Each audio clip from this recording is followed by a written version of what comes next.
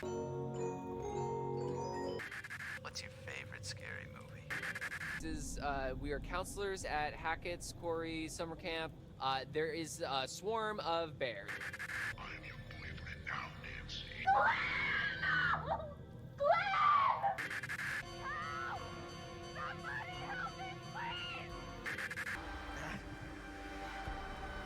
It's Frank Stone.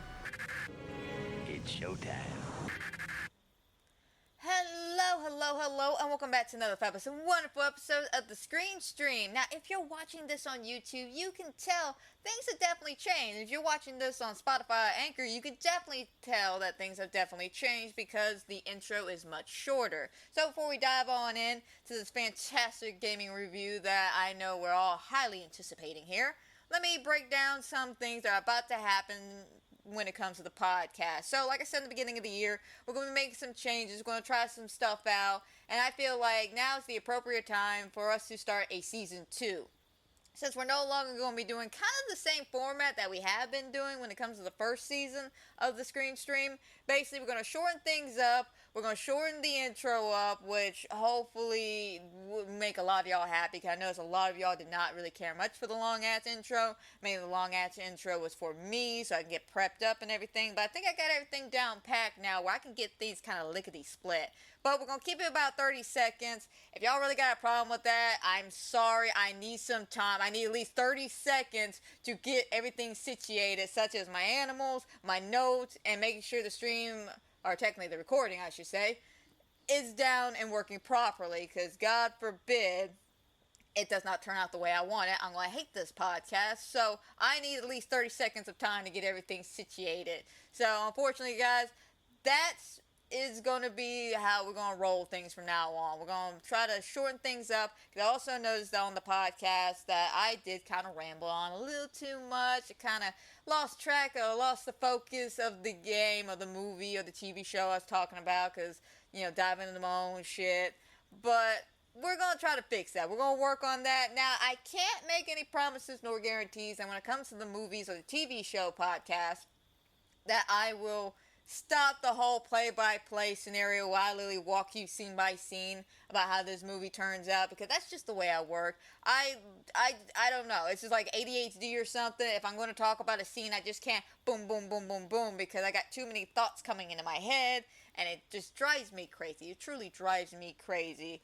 But I will try to do better, guys. We will try our best to shorten everything up, kind of, not power drive through it, but not making it a 3-4 hour podcast like I have done before.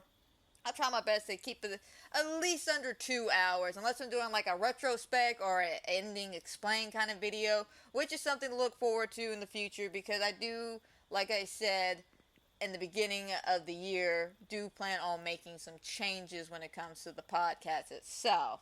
So we're going to try to maybe reformat some of the talking points, maybe get my notes a little bit more narrowed down. But I think overall this is going to be a fantastic year for the Scream Stream. I hope y'all thoroughly enjoy it too.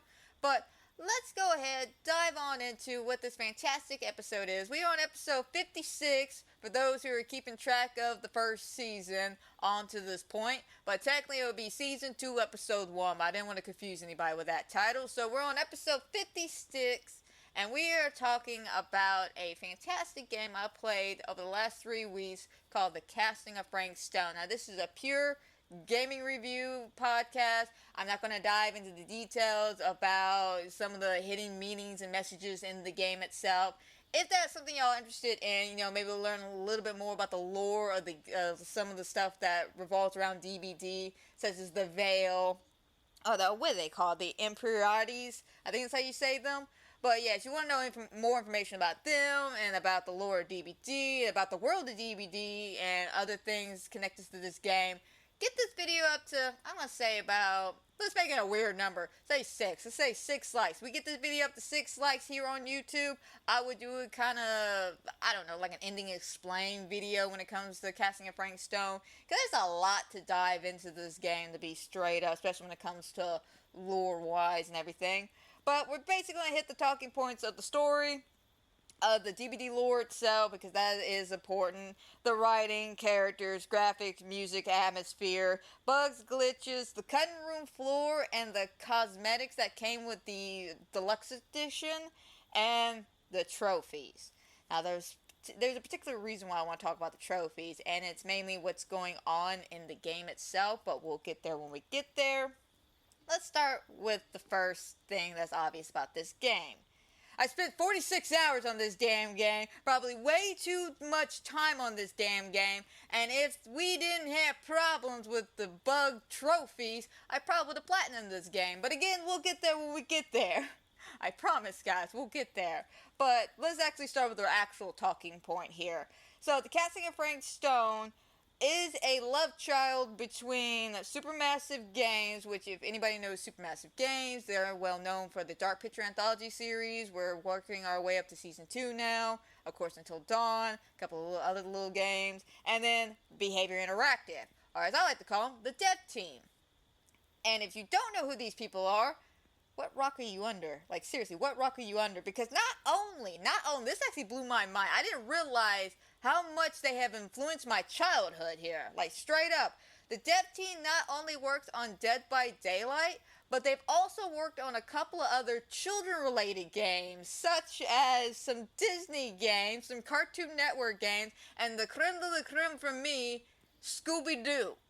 They actually worked on the Scooby-Doo games I grew up playing, which is Scooby-Doo Unmasked, and I don't think it was the Night of 100 Frights, but it was the other Scooby-Doo game, because there was like 3 on the PlayStation 2 back in the day that was like super, super popular. But yeah, they helped work on that. And of course, the other little games like Naughty Bear and stuff like that.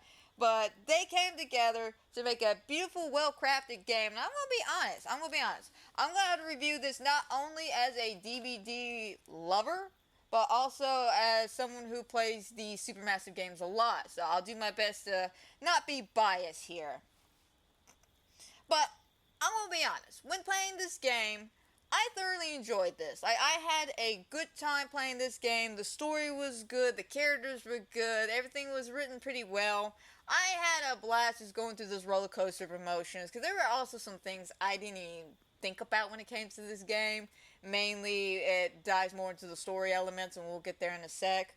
But yeah, they did a pretty good job, or as Patrick would say in Dead by Daylight, or let me phrase that, as Patrick would say from the dev team, I think we've done a pretty good job so far. Like, that's the best way I could describe it, because this game, it's not perfect. And what I mean by it's not perfect, mainly it comes to more of the bugs and glitches aspect. But story-wise, character-wise, it's fine. It's a fine time. I had a good time. I enjoyed every little element about the game. The atmosphere was pretty good and all of that. But why don't we go ahead and kind of dive into the story a little bit. So, the story takes place in 3 timelines, which is not necessarily unique to Supermassive games. They've done these timeline things before, especially with the Dark Picture games. You have it where you have the opening, say like with House of Ashes, you know, you got like, what was it, like 14 AD or something like that? Some crazy number way back in the day. And then we cut to modern times, or 2003 in the House of Ashes canon, to be honest. But the point is, it's not the first time they've done these little split timelines where we've gone, from way back in the day to present day. Now, what does make this game interesting is the fact that it does this whole back and forth thing. Now, that's something Supermassive really hasn't done too terribly much. I want to say it was Little Hope. Little Hope has something kind of similar. And I say kind of similar because if you know the ending of that game, you know that this timeline doesn't exist. Like, this whole thing that we're seeing in the game doesn't really exist. But that's a spoiler for another day. Which, by the way, guys, spoilers alert for any and all aspects of Casting of Frank Stone. So if you haven't played it and you just want understanding of my review of the game, let me just lay it out flat. I give it a solid maybe 8 to 7. I don't know, I'll have to be more definitive by the end of this, but I feel like an 8 to 7 here. But for the rest of y'all, spoiler alerts ahead. For those of y'all who just want my general number, that's it. 7 to 8 out of 10. But I digress. So you got the 1963 timeline, which I thought you would spend more time in the 1963s because the fact that they really like hammered in the fact that there was 3 different timelines, and unfortunately you only played the 1963 timeline in the first chapter, which I don't mind necessarily because this chapter builds up a lot of information that kind of carries on into the rest of the game. Then you got the 1980 timeline where we're dealing with the teenagers filming the movie inside this abandoned mill. And then you got 2024, which is Linda, Maddie, and everybody kind of coming together who don't really know each other over because some mysterious benefactor has come out of nowhere and it's just like, hey guys, I can help y'all out, but y'all need to show up at my place at this time and bring those interesting little film reels you have.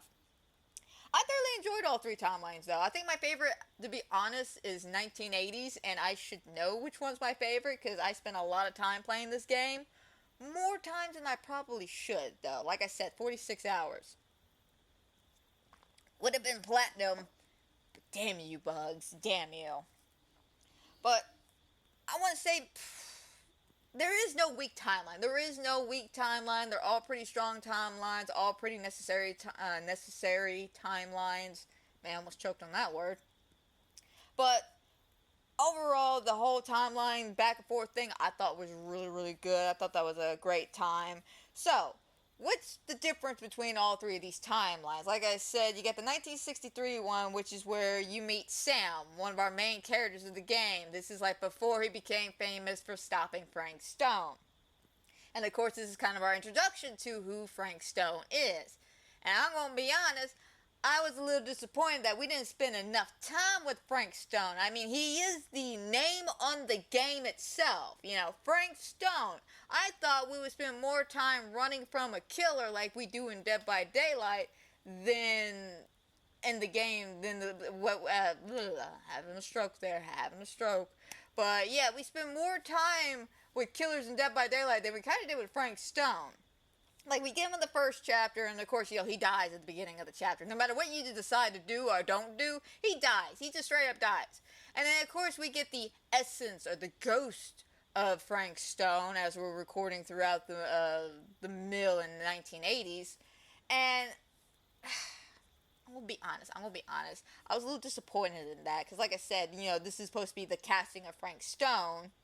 We got Frank Stone, but we get him in 1 chapter, then we don't really see him until chapter 5, and then we're basically just running from him, and then we get to 2024 after we defeat him, and then that's when he makes his grand appearance through the projector, and then we get a good, hefty look at what Frank Stone really is. And I'm disappointed in that because he is pretty cool. I'm not gonna lie, design-wise, as a killer, I think he looks pretty awesome. Like, I would have thoroughly enjoyed the game a little bit more if we had a bit more time with Frank in this form where he's just chasing everybody around, swinging his weapon left and right. Like, he is terrifying. He is terrifying for sure.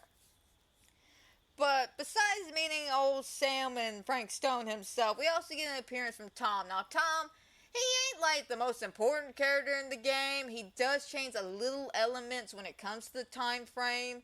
And what I mean by that is, if you do something like, say, in the first chapter where you catch him drinking, if you kind of ignore that and you try to talk to him like a civil human being, and you kind of, you know, hey man, I need your help, man, like back me up here, take this, take my car keys, go inform my captain what's going on.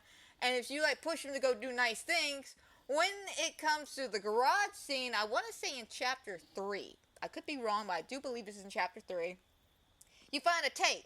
And this tape explains how Tom is after the fact. And depending on which path you chose, you either have it where he is completely drunk and belligerent and angry at the world, or you have Tom who's sober, who's like, yeah, I'll thank Sam for getting me off the booze. Like, I couldn't do without him. And apparently they were good friends after that. But Tom, not really that much of an important character. I don't know why they put so much emphasis on Tom.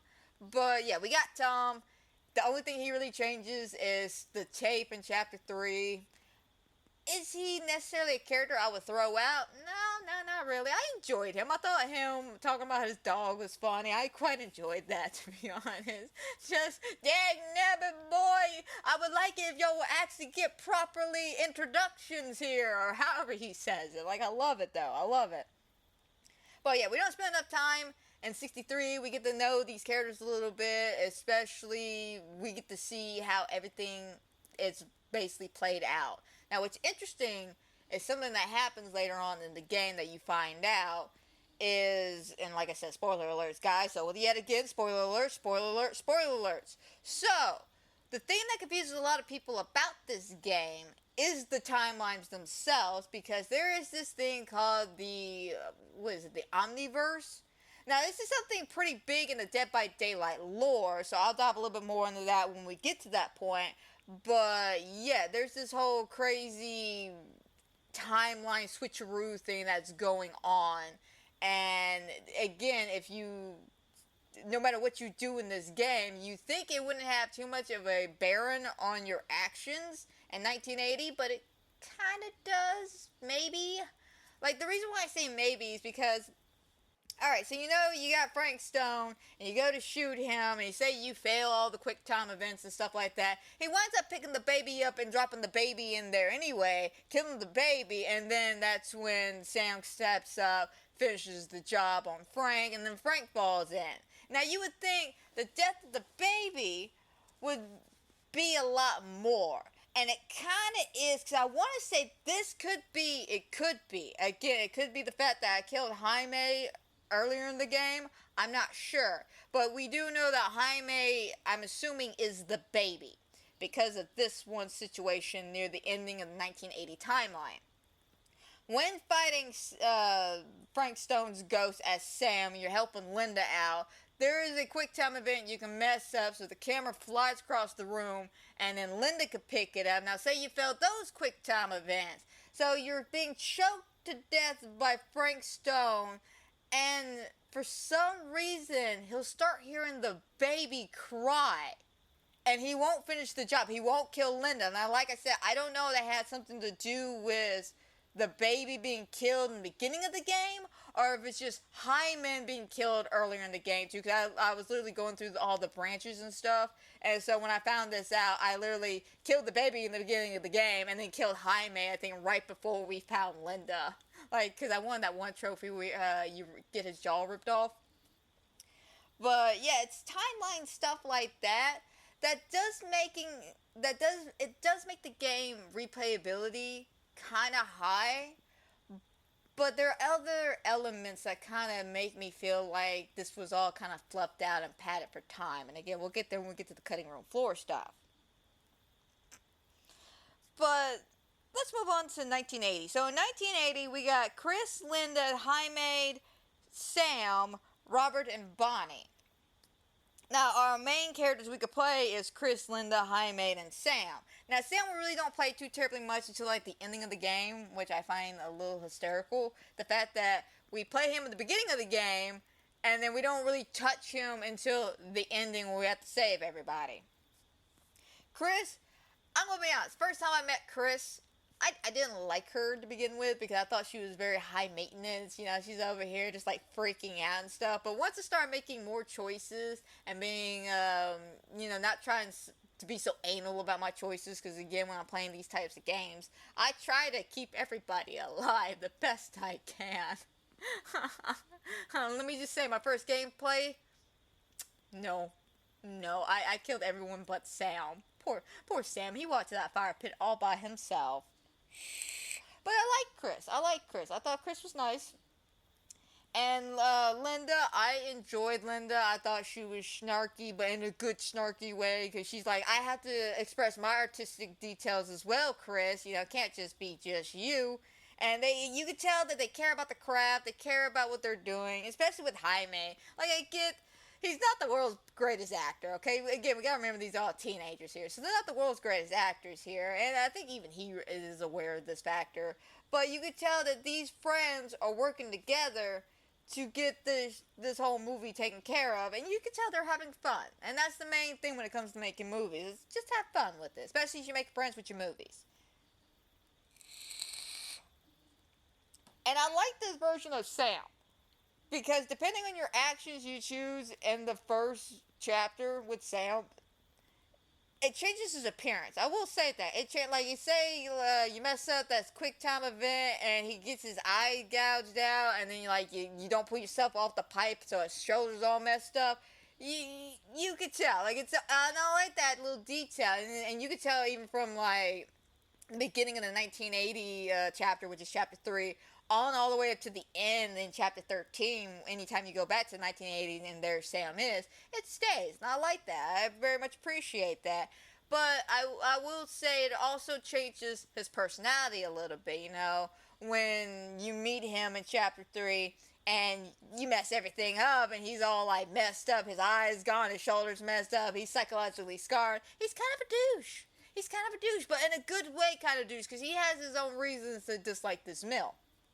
And I do like the fact that you kind of get a little bit of character development between the 1963 Sam and the 1980 Sam. I do like that. And also the 2024 Sam, too. Because you really get to see, like, a rookie cop, and then the man who's got to deal with the consequences of what happened back in 63. Then you got a man in 2024 who's just dealing with everything that he just found out. Because he thought originally at the end, if I took care of Frank Stone, that would be it. But no, he wound up opening a whole new can of worms that he was just not prepared for. But I think he's handling things pretty well. He seems more level-headed at everybody, to be honest, even though he's talking nonsense and craziness. Now, we also got Robert and Bonnie, who we don't really play as, but they are prominent in the game. Now, I'm going to be honest, when it came to Robert's character, I liked him. I didn't understand the forced love triangle between him, Chris, and Jaime. Like, I don't get that. Like, that felt a little padded. Like, it was not necessary. Yes, he works at the library. Yes, he's smitten with the information that him and Chris are finding out. But he's also a horror nerd just like her. So it would make sense that these two people who just discovered this whole wonderful information about this supposed serial killer that lived in their town, yeah, they're going to be like, oh my god, look at this information. Oh my god, look at this information. That's going to be them, man. That's going to be them. So I didn't care much for the whole love triangle BS that was happening, anything like that, because it felt forced. It really felt forced. Like, it came out of nowhere. Like, literally, Hyman sits down, he's just like, I don't think I'll like this. And you have two options, and it's insecurities about Robert or the fact that she is obsessed with the killer. Like, I don't get where this came from. Like, it came out of nowhere, out of left field. And I didn't like that. I feel like they really could have done something a little different with Robert. Because I do like the fact that he's the one that snuck them back into the mill, and that he's willing to help them out make this movie because he's also a good friend. But I feel like his introduction could have been a little bit better, and also the fact, well, no, not his introduction, because I like his introduction. No matter which version of the introduction you get, whether you immediately go to the drugstore first, or go to the occult shop first, and then go to the drugstore, the point is, his introduction is pretty nice. I thought it was comical, especially when you go to the drugstore first. Look, guys, it's Robert Greene working here. We already knew this, Jaime. Yeah, for like the last 30 seconds. Yeah, get in the time, Jaime. Yeah, keep up with the times, man. You can clearly tell I played this game for 46 hours because I can quote just about most of the chapters. I'm not even gonna lie, especially that ending. 15 freaking endings. But we'll get there when we get there. Anyway, Robert, I feel like they could have done more with him, though. Basically, is what I'm trying to say. I feel like they could have been a little bit more time developing his character or something. Or maybe not even make the whole freaking love triangle thing. Like, I just felt like that was unnecessary. Like, we really could have done something else, because after a certain point, he kind of disappears for a little while, and he doesn't come back until a cutscene. And then he disappears for a little bit more, and then he comes back in another cutscene near the end with his dad, and then that's when he stays for the finale and everything. So I feel like we could have done something a little bit more with Robert, like straight up. We could have done something a little bit more with him. And then we got Bonnie. Now, I love Bonnie. Bonnie was a real treat to have. I really wish she didn't croak the way she did. Granted, that blew my mind. That blew my mind. I'm sitting there scratching my head the entire time, like, how? Like, her mom just died in 2024. How is this? And of course, you gotta remember, it's Dead by Daylight, so there's the whole, multiverse thing going on where the entity basically picks a timeline where things didn't go quite right, so we're just gonna yeet you out of that existence and bring you here. That's basically what the entity does. It's almost like an Eldritch God if you think about it, but I like Bonnie. I liked her. I liked the character. I liked some of the stuff you could do with her. Like, one of my favorite moments with her, and I think you can only get it if you try to steal the money from Bonnie, but don't steal it, if that makes any sense. And if not, let me try to break it down real quick. Basically, when given the option of whether or not to steal the money from Bonnie or to give her back her bag, give her back her bag. And of course, you get money from Dad, and then you can carry on with the rest of the game. But when y'all trying to sneak back into the mill, I found this funny ass scene. So, right before you're about to go, you're like, alright guys, let's film up. And then Bonnie walks in and it's just like, where y'all going? We're going out? Out? Oh, you're going out? Okay, well, what you gonna do? We're gonna go watch a movie. Oh, a movie? That sounds like fun. Mind if I tag along? Well, this is a double date. Yeah, double date. Is this Linda? Is this? Yep, double date. Me and Robert, we're lovers. I'm gonna be honest, I love that little hidden scene. It was one of my favorites. Seriously, if you ever get a chance, find that one. It's hilarious. But I love Bonnie because she was fun, supportive sister, and I can kind of get her emotions because she's seeing that her brother is still having the time of his life, making this movie with his girlfriend, where she had to uproot her entire life, her entire existence, and then come help her family out. So I could get why she loves to hate her brother. Like, you can see the actual sibling bonding here, and I do appreciate that, like, 100%. I just really wish we had more time with Bonnie. And rumor has it there was supposed content cut from Bonnie where there was like a love thing going on with her and Linda, which I kind of got the vibe at one point that they were flirting a little bit back and forth, but when they were just like, all right, let's go back in there and see if everybody's okay, I was like, okay, so we're just gonna stop it there. But rumor has it there was content cut for that. But yeah, I thought the characters in 1980, they were very fun. I enjoyed them. Once I got to know them a little bit better, I thoroughly enjoyed playing them. 1980 has to be my favorite timeline of the bunch. Then you got the 2024 timeline. We got Maddie, who is the daughter of Bonnie in this timeline. You got Linda, who is still the same Linda, kind of, that we know in 1980, except this is a Linda who is from a different timeline. So I know it sounds very convoluted and doesn't make any sense, but we'll get there when we get to the DVD lore. And then, of course, you got Stan and Augustine. Now, Maddie and Linda are the only two characters you can really play there in this whole thing. That and I want to say Sam too, but I could be wrong. I could be wrong on that. I know for a fact that you can play Maddie and Linda. Yeah, no, you could play Sam at the end of 2024. If he's the only one that be left survive, he gets to go. Well, it's like him and maybe Chris, I think. If like Linda or Maddie are there, it defaults to Sam. And yeah, no, you get to play Sam a couple of times, a couple of skill checks, quick point actions and stuff like that. So I take that back. You can't play Sam. But yeah, I enjoyed this version of Linda. I thought she was fun. She was fun, very intuitive with her surroundings, intuitive with the stories. And then once she found out who Maddie was, the way I played her was kind of like a motherly friend, trying to, kind of take care of Maddie. Because there were some situations, especially when they all witnessed Bonnie's death. And Linda's just like, that's not how this happened. What the hell is this? And of course, Maddie's freaking out because that's her mother. That is her mother who she basically watched die in front of her. So I love the little, relationship building you can get between them two. I think it's nice. Adds a lot of character development, fleshes a lot of stuff out. You learn a lot. Now, you do have the option to skip some stuff when it comes to Maddie and Linda by accident and on purpose. So, of course, the purpose one is not picking up Linda as the hitchhiker, which I'm going to be honest, I do love the introduction to Stan a little bit more when it comes to that one, because he makes a joke about welcome victims and all this shit, and then Linda shows up, and if you play your cards right, you can have her agree with the fact that you didn't pick up a hitchhiker because you were scared because you've seen way too many horror movies, and she actually appreciates that, which I thought that was surprising, to be honest.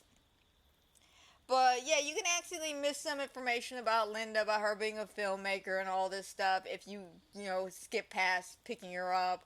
Another one is if you're playing Linda and you're going to go explore the rest of the house, you can basically choose to go with Stan or stay with Maddie. Now, you stay with Maddie, you'll have a tiny bit of a conversation, nothing too dramatic or life-changing, but it is still kind of a nice moment between them, just, do you think this is too good to be true? Yeah, this could be. Don't hold your hopes up, though. A little shit like that.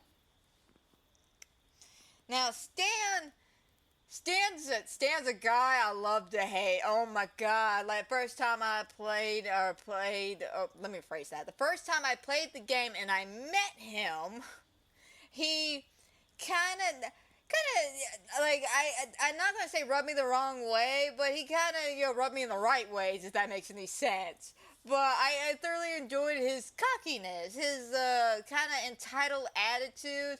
But the more we progress through the game, the more I really wanted to punch him in the face. Like, I'm going to be honest. And he does some things in the game as well that's just priceless to me. Like, one of my favorite lines is when you keep Chris in the timeline in 2024 and you all meet up in that little observatory room. And, Linda's like, oh my god, Chris. Chris is like, oh my god, you're so old. And as they're all dealing with that, Stan comes back and everyone gets super, super quiet and looks at him. And he's just like, hooray, yay, guys, Stan's back. Everything's cool now. I just love that moment. Another moment I love is if you get Stan the pendant and Maddie winds up dying, right? She gets gobbled up by Frank Stone and everyone splits off. Of course, Stan gets stuck in the room with Frank Stone. And per usual, Stone will walk up to Stan and then just, like, stab him in the head. Now, if he's got the pendant, he'll be like, wait, I got this. And he takes the pendant off and he's like, yeah, you want the pendant? You want it? Go fetch! And he throws it thinking the killer's gonna go fetch this damn pendant and come back to him or something. But it's little quirks like that I appreciate when it comes to somebody like Stan. Like, yeah, we don't get to play him, and there are options to kill him in multiple fashions. I'm not gonna lie, like, I found a few. But mainly it's him. I like him. I love to hate him because he's such a fun douchebag character to watch, to be honest. Then we got Augustine. Now, she shows up multiple times throughout all three timelines, and it's not until the ending of the game you piece everything together that she's part of the Veil, which they really don't make a mention about it in the game itself. But she is part of the Veil. She is obsessed with the entity, and she's doing all this to get the, I guess, the admiration from the entity and bring the entity into our world. She even says it at the beginning of the game that the thing she's doing is going to change the world. She plays a good villain. I like the actress that plays Augustine. Oh my god, like, there was a moment that just killed me with her. And it's basically at the end, when no matter what you decide to do, whether it's sacrifice somebody, everybody escapes, you shoot her, it doesn't matter. She's standing there praising the entity, and, like, Frank Stone's right behind her, and she's just like, I give you my oh god, how did she put it? I give you my unloyal dyingness or something like this, for the years of obedient servitude. And before she could finish her gloating and asking the entity for whatever gift she thinks she deserves, Frank Stone's just like, nah, bitch, shut up, and just, like, cuts her down right then and there. And then the entity's like, yeah, you know what, I'll take this, and then stabs her. I loved it, though. I loved it. She did all this work just to be thrown out to the side because she ain't the original Augustine who came up with all this. she's a different Augustine. We see that at the very, very, very end of the game, the after credit scene, where we see another Augustine come through the sarcophagus time thingy that Chris came out of. And yes, we're going to call it sarcophagus time thingy, because I don't have time to look up the actual name for this whole freaking device. But yeah, no, she comes out, you see a younger version, while the older version is standing there. Now, we know this older version because we saw her at the curiosity shop. She was the old lady running the shop. Which means everything she has done to everybody's leading up to this moment. She's basically one of those people who has like a 40-year plan, and she's following every 40 years of this plan. And I appreciate that as an evil villain. She actually has a plan, a motive, and sleight of hand trickery. There was a lot of good moments with her when it comes to just her presence. Like, we don't really get to spend too much time chit-chatting with her, but her presence really is shown throughout this whole, like, especially the ending. Like, her presence really shown out through the ending when, you know, Frank comes out of the screen and everything. I appreciate it. I appreciate her. But I enjoyed all three timelines. I thought the characters were really, really good. I enjoyed the acting. Like, everybody did a tremendous job. I actually have the casting list here, and they did a fantastic job. Each and every one of them was fun. I didn't know this, by the way. I didn't know the same actress who played Bonnie played Maddie as well. Apparently, they're voiced by the same actress, Deborah? No, not Deborah. Diana. She apparently did two voices, which I didn't realize that, which, kudos. I couldn't even tell, to be honest. But yeah, the characters were really good, really well written. I also enjoyed a lot of the atmosphere. Let's go ahead and move away from the characters, and we'll continue on with the story by diving more into some of the music choices, graphics, and the atmosphere. I thought the atmosphere was freaking amazing. Like, I enjoyed it, especially with like Maddie's dream sequence in the beginning of chapter 2. I thought that was a really nice touch. The music was just banging. Like, I'm gonna be honest, I watched that whole ending curtain call chapter 14. I watched that so many damn times that it's burned into my brain. But I love the music building up to that moment. Just, what the hell is that? That is Frank Stone, and that music behind it is just beautiful. So, you know, kudos to the music department. Did a great job. The atmosphere was amazing, like I said. The lighting for a lot of these scenes were really, really good, except for my first playthrough. Let me explain. So, I noticed during my first playthrough of the game, when we got to Curtain Call, it was really, really, really dark. I don't know what happened. I don't know what the lighting situation happened there, but it was really dark. And I pointed that out, I think, even on the stream while I was playing the game. I was like, wow, it's really dark in this scene for some strange reason. But after the curtain call scene, everyone kind of runs off in their own directions, the lighting fixed itself. But I played that scene multiple times, and I noticed it kept going back and forth. It was either the lighting was really, really good, or it's just really dark. And I think they might have fixed it at this point. I don't know, to be honest. I don't know. I'm kind of scared to touch any more of my game. And we'll get through when we get to the bugs and the glitches, and I'll explain why. But I enjoyed a lot of it. Like, again, with the atmosphere and the music, which is beautiful. I enjoyed it. And I thought the graphics held up pretty decent at some points. There were some kind of technical issues with some of the stuff not kind of, I don't want to say phase in. Oh, excuse me, what? Sorry, guys, that was a burp on my end. Anyway, I'm not saying that, you know, we're having issues with the, you know, graphics kind of phasing in, but there were some moments where it didn't look as pretty as it should, especially for a zoomed-in shot. But I take that as for what it is. Sometimes you can't always get a clear shot, even though in other scenes we got some really clear-ass shots. So I'm gonna be honest. When it comes to, you know, graphics and music and stuff, I give it a solid 7. I give it a solid 7 because there was a lot of great moments, and I think majority of it comes from the music itself. And when it comes to characters and stuff, I give that a solid 9. I thought that was a good number for the characters. Because again, I didn't have a single problem with any of the characters except for Robert. Because I felt like Robert was just underutilized and used for a stupid plot contrive of this love triangle. Which I just thought that was stupid. Now, let's continue on with the lore. This is where the DVD fans all come out. So, like I said, Augustine's part of the Veil. We got this whole timeline shenanigans going on. But what is the whole purpose behind all this? What is Augustine's actual motives? Well, like I said, she's trying to summon the entity. Now, for those of y'all who don't know who the entity is, it is some kind of higher being.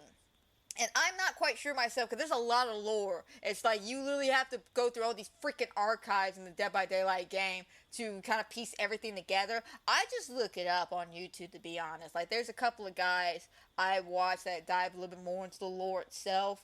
But overall, the entity is almost like an Eldritch God to me. Like, straight up. He looks like an Eldritch God with his, like, weird tentacle, spidey-like arms. The fact that he literally builds his own realm to torture these souls for all of eternity. But this also explains why, in the DVD lore and in this game as well, we have multiple timelines. So this guy being able to create its own realm, its own place of being, basically, it can pull out of any time frame it wants to bring you here, but it's not going to be the same timeline. It's like with the like Michael Myers, Chucky, and all that. The alternative lore is, oh, they died that night. Like with Michael Myers, I want to say it actually said when he got shot by Sam and fell off the balcony, he died. Thus, the entity showed up and took him. Now, if we watch the movies, we know that was not the case. You know, he actually woke up and started walking away. No matter which sequel you watch, that's just the fact of the matter. The man stood up and walked away. But in the DVD lore, he died that day, and then, well, we're going to put him in the trials now. Same thing with Chucky, you know. He changes their lives for the worse, even though in that particular timeline they're dead. So the entity, though, is a very cruel being, and it thrives on pain and pleasure. It thrives on the torture. That could explain why there's a lot of slugging and camping in the game, because they just want to really, really, really please that entity. But overall, I thought the lore was amazing, especially with that little detail that she likes the entity, and she's, again, they never say it in the game, but anybody who plays DBD knows she's part of the Veil. And the Veil are the people who worship the entity and everything it stands for. Then you have the Imperiates who fight against the entity, and that's where Sam's at. So they're like two sides of the same coin here, and they're always butting heads, these two clubs are. And I'm gonna be honest, I feel like the Veil's a little bit more powerful than them, but that's a whole nother thing for a whole nother different podcast and stuff. And like I said, get this video up to 6 likes. I will be happy to sit down with you guys and try to explain all this shit to you. Like, straight up, I'll do my best to explain it the best I can. Because again, I love DBD. I played DBD for quite a few number of years. I just haven't played it as much as I should this year, because it hasn't really sparked any kind of happiness in me for a good minute. Mainly because a lot of my friends stopped playing because they got caught up with life, and I don't like playing that game solo. And as much as I have fun with Killer, and I'd rather just play Survivor, but I don't like doing solo, so I just play something else. You know, that's just me. I just play something else. Maybe the Halloween update's pretty good. The Christmas update, I'll come back for a little while just to play some of the events or something like that. But these whole modifier things, I don't really care for it. And to be frank, I have not been impressed with the roster of victims and or killers that have been brought into DBD. Don't get me wrong, It Gun's pretty cool. Dracula from Castlevania, pretty cool. But now we're getting into the realm of, we're leaving strictly horror land and going to horror action territory, or horror fantasy. And there's nothing wrong with that, but it's just, I feel like you done backed yourself into a corner, so now you're just like, all right, this has some elements of horror, so we're gonna pull that over here, okay, and this kind of has some elements of horror, so we're just gonna force these two pieces together because they got some elements of horror going on. That's why I don't really care much for the Laura Croft thing. A lot of people are just like, oh, I love Laura Croft, and don't get me wrong, I do too. But she did not need to be in Dead by Daylight. She's not a horror person at all. She is action. I don't give a shit about the whole, well, there's cannibals in the game. So? Cannibals does not necessarily say horror. Like sharks being in a survival movie does not mean it's a shark movie, okay? Let me just put it out there. But again, I'm rambling. I'm sorry, guys. But yes, the whole lore of DBD is saturated in this game. Like I said, Augustine's whole thing is she wants to appease the entity and bring him into our world and have people get sacrificed and make a killer and all that stuff. And then you got Sam who's trying to stop him. And then unfortunately you got the kids who are caught in the middle who kind of accidentally kick-started all this shenanigans. And it, again, fun times all the way around. Now, not only do we have the lore DVD kind of saturated in the game with story-wise, but we also got fun little trinkets. We got the dolls, which I thought were adorable, especially some of them that had sound effects and kind of glowed and light up and stuff. I thought that was really, really neat. There's 13, I want to say, or 12. No, I think there's 12 total, and 11 of them are all known killers we kind of know. You know, the original OG ones, you know, Hillbilly, Nurse, then of course you got like Clown, and then Trickster for some strange reason makes an appearance. Twice, by the way. He makes an appearance twice. But then, of course, you got the some of my other favorite elements about the game, which is not only the little dolls, or even the trinkets that you can get, which are little icons of horror add-ons and stuff that you can, play add on to your character while you're playing Dead by Daylight, which I thought that was cute. But it's some of the other things you can do, like quick time events, all skill checks. All freaking skill checks. Now, my problems with the skill checks is there was a delay. There was I want to say 1 to 2 second delay in input. So I hit the button, and if I waited to the middle of the skill check to hit it, it would give a 1 to 2 second delay and hit it almost at that very freaking end. It makes me clench my butt every time. So I wasn't a big fan of the whole lag situation. Made me feel like I was playing Dead by Daylight for a minute. Hey, maybe that's actually their idea right there. They're just like, okay, listen, we know the game has a little bit of a lag, so let's put lag in the game. But another fun thing besides the skill checks was the fact that you actually had to do generators. Granted, there's only, I think, 3 generators total in the game you have to do. One of them is actually optional. Actually, technically, 2 of them are optional because the 3rd generator during Hunted in the last chapter, you can't skip that. How do you do that? Simple. You grab the 2 pieces and you just keep smashing the button until you blow up the gen. And then Frank would come in, and as long as you hit that quick time event to kick him in the face and then run off, you can basically skip the whole gen if you want. But the first gen that you ever encounter, you can't. And if I gotta do that gen one more freaking time, man. And the reason why I'm so mad about that gen is just trying to get some of the cutting room floor stuff. And again, we'll get there when we get there. But yeah, no. That gen was on my freaking nerves because the amount of times I had to do it. But other than that, I thoroughly enjoyed a lot of the DBD lore and stuff. I love the fact that there was the generators.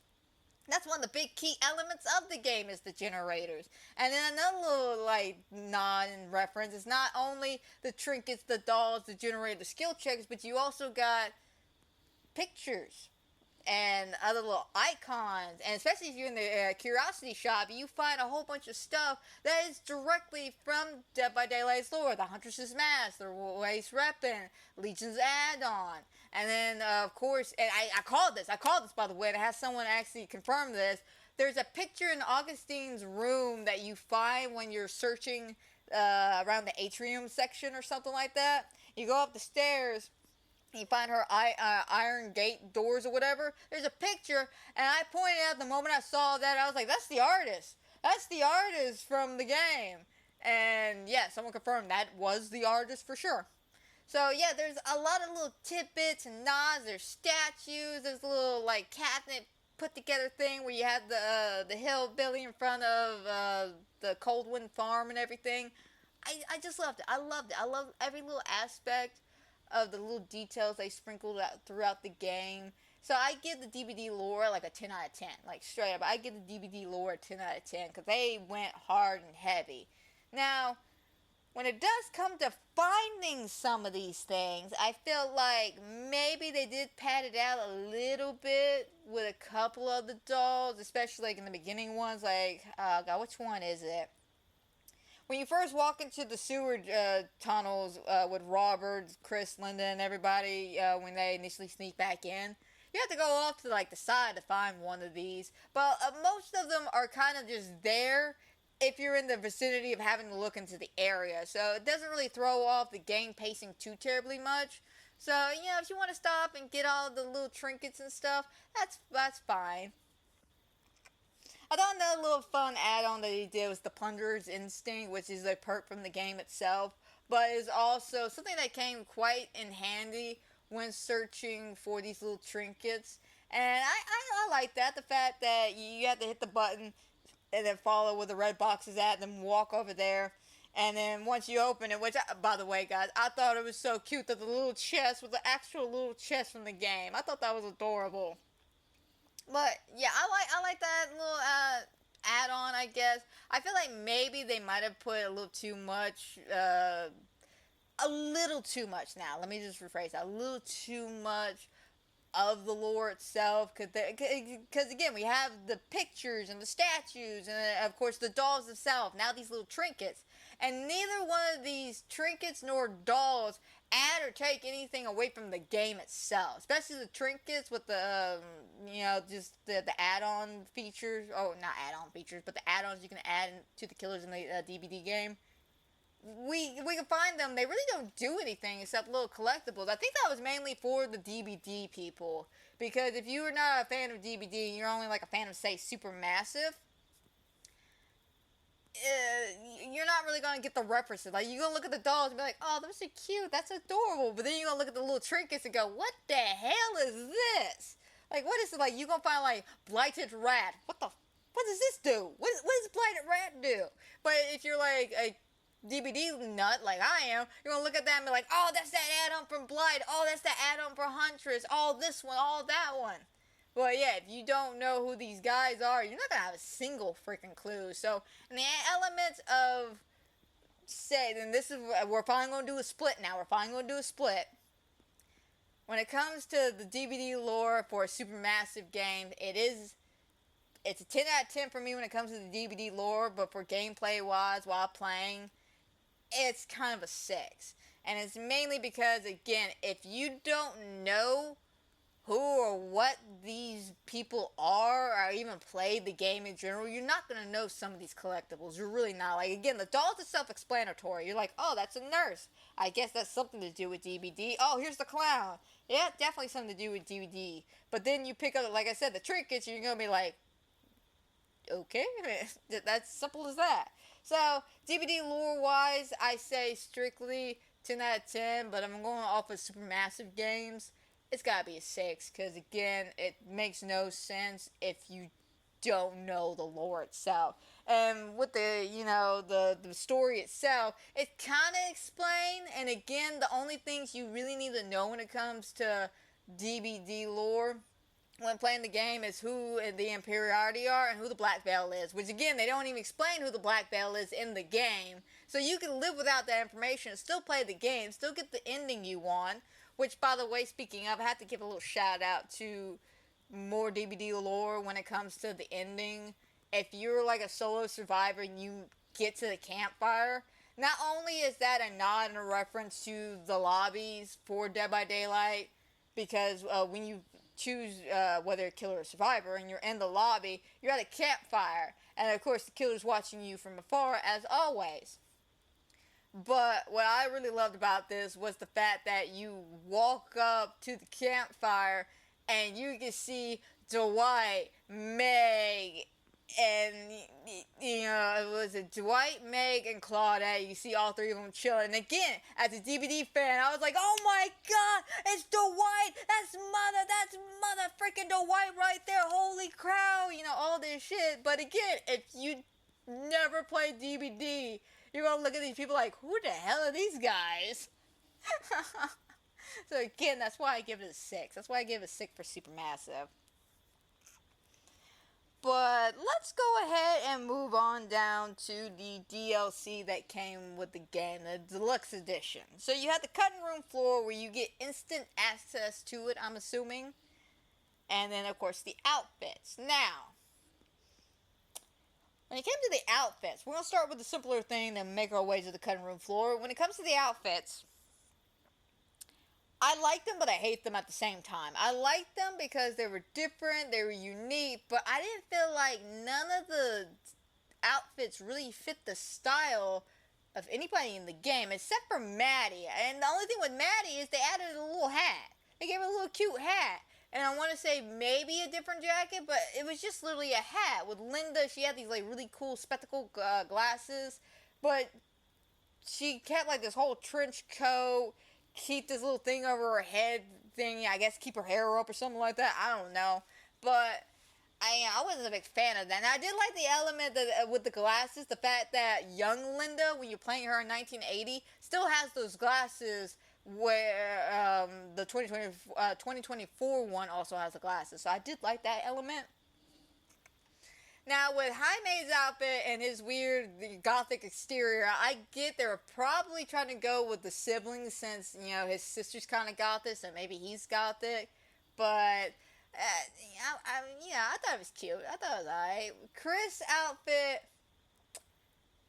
that was weird. I'm gonna be honest, that was weird. The little green outfit with the top's adorable. The pants, not so much. But again, it's not one of my favorites. A little disappointed about that. But one of my biggest gripes is for some reason, some weird ass reason, if you would go through to like the cutting room floor or something, you will have this situation where both the costumes are kind of meshing together. So you will have like the shape of Linda's green top, but then the colors of her sweater from if you play the original without the cosmetics on. And it's weird, and you have little other little elements where something will happen and clothes would just magically disappear. Like I had this one where, you know, you kill Jaime back in chapter 5 if you choose to flee or confront Frank Stone to save Chris. And during one of the playthroughs, he got stabbed by Frank, right? And then suddenly you see just half his shirt's gone. Like half of it was just magically gone. And so was his arm, by the way. And of course the costumes are meshing together. So I'm sitting there like, what the hell? So I'd say after that point, maybe take the costumes off until they get that fixed. But yeah, I don't really think the costumes were all that cool, especially compared to, say, the Quarry, where everything felt like it belonged in a 1980s horror film. I feel like if you're doing something in the 1980s, it probably should feel more like a 1980s outfit instead of a 2024 outfit. But again, that's just me. Let's get on to the cutting room floor. So, you had early access if you got the deluxe edition. I didn't really play with that because I just did my first playthrough all the way, no problems or anything like that. But what intrigued me about the cutting room floor is the fact that you have over 244 different branches. Now, when they mean branches, they mean boxes that you can pick or other, you know, not making moves, other piece of dialogue, stuff like that. There's over 244 branches. And a lot of it I can appreciate. I'm just like, okay, you know what, you change one element, like say you decide to confront Frank Stone, but you had the firecrackers. You save your relationship with Chris if you decide to bring her back. If not, she's still gonna punch you in the face. But there are other elements where I feel like it wasn't really necessary to do this many splits. Like, which one was it? I'm gonna be honest. Jaime confessing his feelings towards Linda, not really needed. Like, why do we need another quad love story going on? We already have the unnecessary push with Robert, Chris, and Linda out of nowhere. You know, I'm jealous of you, Robert. Why? Why? You're the one that didn't invite me. Just why? Why? But at one point, it's if you do everything correctly, and by everything correctly, I mean, so, chapter 3, don't wiggle out of the restraints, don't agree with Chris, take Linda's side, keep the relationship pretty neutral and stuff. If you're playing Chris and you go to the drugstore first, kind of make fun of him for not wanting to go talk to the drugstore clerk, and then carry on with life. And you know, you get to chapter 5. By the way, don't go with the whole jealous Robert thing. Like, yes, in chapter 3, when given the option about being insecure or not, go with insecure, so it will open the branch up, but you need to get Chris's relationship at a certain level and Linda's at a certain level. And again, I want to say, to get Linda up, you want to go steal from Bonnie, but not steal from Bonnie and give her back her purse. Linda will appreciate that. And then you make some kind of cynical remark at the curator shop, at the occult shop, and you know, you continue on with there. But the point is, I'm trying to make, is you spend way too much time on these relationships trying to balance shit back and forth just so you can get one branch open that makes no difference to the rest of the game. I'm gonna be honest, there is no difference from if you tell Chris about your feelings towards Linda, or y'all decide to stay together. Like, there is no difference whatsoever except a punch in the face. That's it. That's the only difference, is that she comes back and she sees Jaime and she punches him in the face for leaving her. And I'm just like, that makes no sense while we're fluffing some of this shit out. And that's one of my biggest gripes when it comes to the cutting room floor. A lot of it I do like. Again, if you lose your first fight with Frank Stone as playing Linda, you get hooked and get a whole different section in chapter 9 than you would if you went through it normally and everything. And I again, it's stuff like that I like. It's this whole relationship balance thing, which I will say, that's something I forgot to make a mention about. It's the relationship development between all the characters is really good, and there is some input here and there. It's not as important as, say, the Quarry or some of the other Dark Picture games, or even Until Dawn. It's not as important, but there's still some important elements to it which could open or not open certain branches when it comes to this cutting room floor. And again, I'm not a big fan of fluff. I really don't. Like, you got 244 branches. Make it count, man. If not, shrink this shit down. Shrink this shit down. Because we don't need 244 choices. Especially when you gotta play the ending 15 freaking times with 2 secret endings. Okay? Like, that's annoying as hell. Especially when you have to play all the way through the credits. And then some. Again, I can quote the ending of this game so damn well. Like, seriously, give me a random line in the comments and I will tell you exactly what scene that's from, who said it, and then finish the rest of that sentence for you. Because that's how much I have played this damn game. Again, 46 hours. 46 freaking hours. I might have spent way too much time on this shit.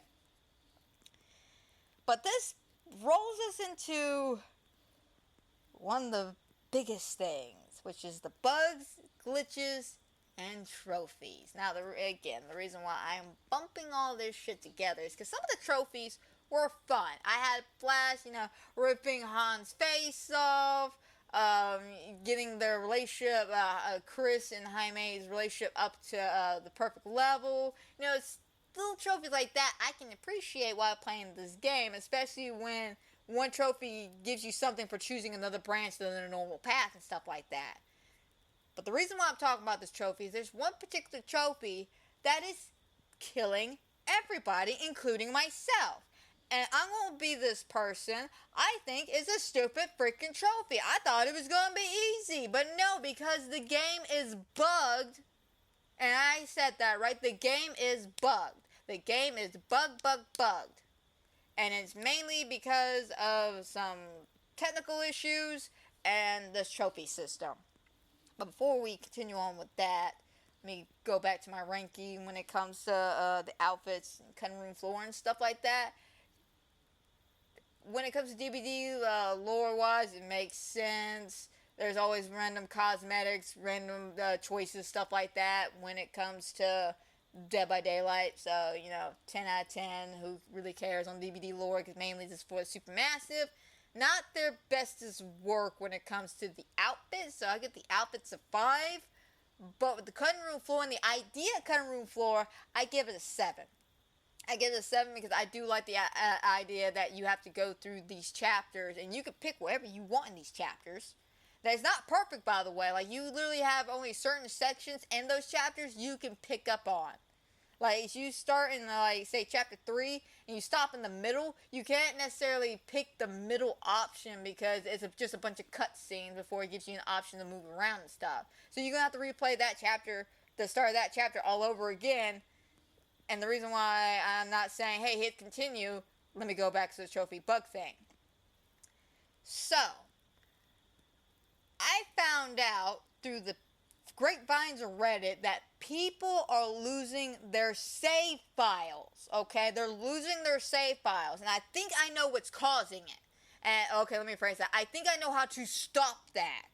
And it's basically, do not hit continue your game, guys. Do not. Like, seriously, if you got the game, it's done its little update yesterday, do not hit continue, because I have been playing normally. I still have all my branches. I still have everything taken care of.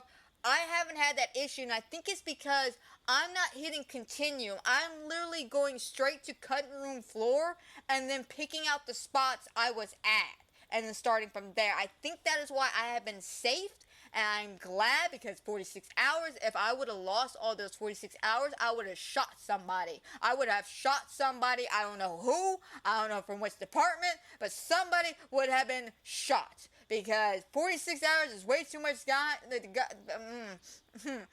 it's way too much time, people. It's way too much time. I don't even have that many hours of Friday the 13th, and I play that game a lot. But the point is, do not hit continue. Please just hit cutting room floor and then pick whatever spots you want. Frankly, though, if you're done with the game, I say wait until there's an update that actually fixes all those problems. Then start messing with your save files and stuff like that. Now, some people have said that they saved it by saving to the cloud. I don't know. I'm just telling you how I've been getting around this, and it's literally, I have not hit continue at all. I think I've only hit continue one other time. Back, I want to say like 2 weeks ago when the game first came out. But I have not hit continue since. I've literally just been cutting room floor, pick my spot, cutting room floor, pick my spot. Because I'm not going through. Well, okay, let me phrase this. The reason why I didn't hit the continue cutting room floor is because I had one issue where I went through something and thought I messed up, so I ended the game, went to the cutting room floor, and went, oh, okay, no, everything's still fine. So I went to hit continue, and the game just kept loading, and it wasn't doing anything. So I would exit out of the game, come back, try it again, same thing. So I'm like, okay, clearly that's bugged. So I went just from then on out, strictly cutting room floor only. I do not hit continue. I do not hit load game. I don't even have a game to load besides my first file. So do not hit continue, guys. If you haven't lost your save file yet and you don't know why, I think that is why. Don't hold me to that. There's no promises, no guarantees. There's no, information backing this up. This is just from what I've gathered from reading off of Reddit and from my own personal experience. I think it has to do with the continue option, and that's what's causing these game files to freak the hell out. So, cutting room floor, strictly, if you're done with the game, wait till the new update, okay? Wait till they actually get this shit fixed. Because, again, don't lose your save files. Don't lose your save file, all your time and effort. And that's where a lot of people are having their issues with the game is because of this one trophy. The trophy is called All Seeing. And it's basically unlock all 244 branches of this damn game. And what's happening is sometimes you would play, and I've had this happen to me. I actually can pull this up and show y'all as proof if y'all want. I'll have it where I do certain things, get done with the game, go, okay, let me see what's going on here, start going through my lines, and then suddenly lines that were thick and white are suddenly dotted. Like, I actually have one where you're supposed to slap Stan as Linda, and I got the scene, by the way. I got the scene, finished the game and all that shit. I went to look at, okay, what's next, and I noticed that slap Stan as Linda, it's dotted starting the scene, but then it's straight after the fact. It's like, that makes no sense. Make it make sense. But unfortunately, like I said, the game is bugged, it's glitched. So when it comes to bugs, trophies, and stuff like that, I'm gonna give it a... Actually, how would you rank this? Because I feel like higher ranking would actually be needed for the bugs and glitches. Because there's some other things that I noticed that were kind of funny when it comes to bugs, besides the trophy for all seeing. And again, that's the main reason why I want to talk about trophies, is because of that freaking trophy right there. No one could platinum the game because that one will not ping for nothing. I'm kind of mad about that because I spent 46 hours trying to platinum this damn trophy, and it wasn't until 2 days ago I found out this damn trophy was bugged, and I could possibly lose my save file if I'm not careful. So I done put the game down and went, nope, we're gonna give that a break until it's time, man, until it's time. So hopefully maybe by the end of the month I'll have a platinum for you guys. I'm gonna wear that shit as a badge of honor, especially when I get my Murder Mill t-shirt from the Dead by Daylight website. I'm not even joking about that. But some of the other bugs and glitches I've noticed is texture problems. Like I said, I think I made a mention of that earlier. I actually had issues where... So Jaime, remember I told you I went to get that trophy where Jaime got his jaw ripped? So during one of my playthroughs, I went to go ahead and do it again. And so when he got his jaw ripped, it wasn't just his jaw that came out. His whole face. All you see is floating eyeballs and like half a tooth or something just standing there. But yeah, you see the outline of his hair, floating eyeballs. I looked at that and went, damn, talk about a facelift right there. But yeah, there's been little incidents like that. Of course, the clashing of the clothes with the DLC, with the lighting issue. So when it comes to the bugs, there's quite a few number of them, and I gotta give that shit like a solid 8. This game's a buggy mess to a degree. Like, it's still playable, kind of, depending on when you bought it and started playing it, because I don't know if you can still play it after this update. And a lot of people are like, yeah, I got like 3 or 4 hours in and restarted my my whole thing. I'm just like, yeah, we ain't touching that. Like I said, guys, if you're having that issue, do not hit continue. Go to cutting room floor, scoot around that way, like straight up. I think I might actually need to make a post about that on Reddit, because I'm seeing like tons and tons of people, and I don't think anybody's put 2 and 2 together about this. I really don't. But just in case, I'm going to say it here for the people watching this, wanting my honest review. Yeah, no, it's bugged. It's bugged. I give them a solid 8 for bugs and glitches. Which really brings the score down. That's why I say I don't know if I want to make this a 7 or an 8. Because, again, I had a great time playing the game. I had fun my first playthrough. I enjoyed all the DBD lore and elements, story-wise. I enjoyed the story itself from beginning to end. I didn't have a single problem, except for once I actually tried to platinum the game. That's when I started running into a lot of these issues. But... thinking about it, I'll give it a solid 7. We'll keep it at a 7 for now. Maybe in the future, if the update's fine, I'll you know, if they fix the bugs and glitches in this game, I'll give it a solid 8, 8.5. But because of the glitches, the bugs, I gotta drop it down to a 7. About middle of the mill, which is what everybody else is putting it as, the middle of the mill game. Because again, it's not bad. It's not some of Supermassive's better works. Like, again, Until Dawn, quintessential. That's like their protege, their child, their love child. And then, of course, the Quarry, really fucking good. Like, I really love the Quarry. I thought that was a great game. The acting and everything was just perfect to me, except for one thing. But I'll probably dive more into that when I do a ranking review of all of the Supermassive games, which I do plan on doing that, by the way. But to kind of sum up my whole final thoughts of this game, because, I think I kind of hit all the points I necessarily needed. If there's any more information y'all would like to know, say in the comments down below, and I'll give you my honest input and thoughts on this. But, yes, I thought I give the story game, Supermassive wise, I give that a solid 9. I feel like that was a solid 9. As for DVD, 10 out of 10. That was great. That was wonderful. When it comes to DVD lore, if it's DVD nut here, 10. I give that a 10. As a Supermassive game, I give it a 6. Because, again, if you don't know who these people are, why would you care to get some of these trinkets?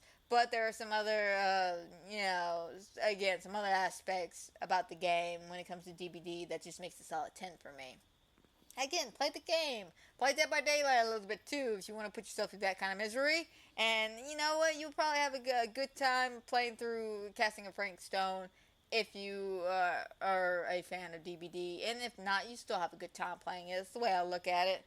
But with the DVD lore, 10 out of 10 for DVD, 6 for Supermassive games. Writing and characters, a solid 10 out of 10 on both ends, because again, I like the fact that there are certain characters I saw in the beginning that I'm just like, oh god, I wish you would just shut the hell up. And then as I played through the game, went, okay, I kind of like this character, and then vice versa. I'm looking at Kristen Stan here, Kristen Stan. Graphic and music wise, I gotta give it basically DVD a solid 10, because that chase music is great. As somebody who, plays Supermassive games, I give it probably a solid 7, mainly because we'll give it an 8. We'll give it a solid 8 across the board on that. Because again, the only kind of real problem I had with some of the graphics was that it was just not like texting in very well or something like that. The textures weren't coming in. And of course, I can't hold that to them. That's all about the glitches and bugs. The Cutting Room Floor and Outfit DLC DVD, I give it a solid 8, because again, this does fit the idea of, the survivors having all these multiple different costumes from different periods for different reasons, blah blah blah. As for Supermassive, not some of their finest work, I give it about a 5 when it comes to costumes. But Cutting Room Floor, that's a solid 8. That's a solid 8. I like the concept and the idea of it, just the execution is really rough, especially with some of these branches that are unnecessary, that really don't add or take away anything from the game itself. Just padding, extra fluff, 244 branches. Yeah, I'm not a big fan of that shit. But again, that's why I give it the ranking I did. And then for DVD Cutting Room Floor, I give that probably the same. Like I said, 8 across the board. Bugs and glitches, solid 9. No, I'm just kidding. A solid 8 on that too, on both ends as well, because of the fact that it's bad. You got game breaking bugs. You got your save files disappearing. That's an issue, and that's causing a lot of people to get really pissed at the game, give this game piss poor reviews, and I actually saw a couple of people say they had demanded refunds because they're like, I can't play the game. I bought the game and I can't even freaking play it. So why would I want this game? So I think if they got all the bugs and glitches kind of padded out and shit, it would probably be a solid 10 out of 10 in DVD and a solid 9 when it comes to Supermassive games. It is one of my favorite ones out of the bunch because of the stories and the characters and stuff like that. It still fits in the same 5-6 hour time frame it takes me to play the damn games. Like Little Hope, Man of Medan, House of Ash, and all that. It took roughly about 6 to 7 hours. And I say 7 because you do Devil and Me. That one's a little bit longer because of all the tapes and stuff you can collect. But overall, permanent ranking at this current moment is a solid 7, middle of the road game. I highly do suggest you play this if you're a fan of, say, Dead by Daylight. And if you do enjoy the Supermassive games, give this one a shot. It's a new take, a new twist on their per-usual formulas. We still got quick time events. We still got multiple choices, relationships you gotta balance, and an interesting story to follow up on. Overall, not bad. Not bad whatsoever. Is it a perfect masterpiece? No, like I said. But still, overall, I do recommend this game. Even with all the bugs and glitches. And hopefully they can get that fixed within the next week or two. Hopefully the next week. Because again, I'm still mad about my platinum trophy. I don't necessarily platinum a lot of games, and when I do, I feel like it's something that could be easily accomplished in, couple of days, maybe a couple of weeks or so, and I feel like I made it to the finish line. I might as well get my prize, huh? But again, bugs, glitches, and I'm not messing with my game file until I can get confirmation that things have been changed and are fixed. But enough said about the game. Like I said, check it out, especially if you're a fan of Dead by Daylight, and check it out, especially if you're a fan of the supermassive games. But I think I done rambled on long enough, so why don't we go ahead and start wrapping things up on this fantastic first episode of Season 2 for the Screen Stream. I thought this was a fun little thing to do with the gaming reviews, because I haven't really done too many gaming reviews here on the stream. And I thoroughly enjoy it, especially with all the horror games I play. I think I should probably do a few more of these, to be perfectly honest. But why don't we go ahead and end this here. I hope everybody has watched, is watching, will watch. I hope you enjoy. I hope everybody has a fantastic and a wonderful night. And guys, don't forget, if you love my podcast, The Screen Stream, or any of the other fun, fantastic things I do here on the channel, here on YouTube channel, by the way, such as my Disney live streams, me actually playing the horror games that I talk about here on the channel, on my TCM videos, so on and so forth.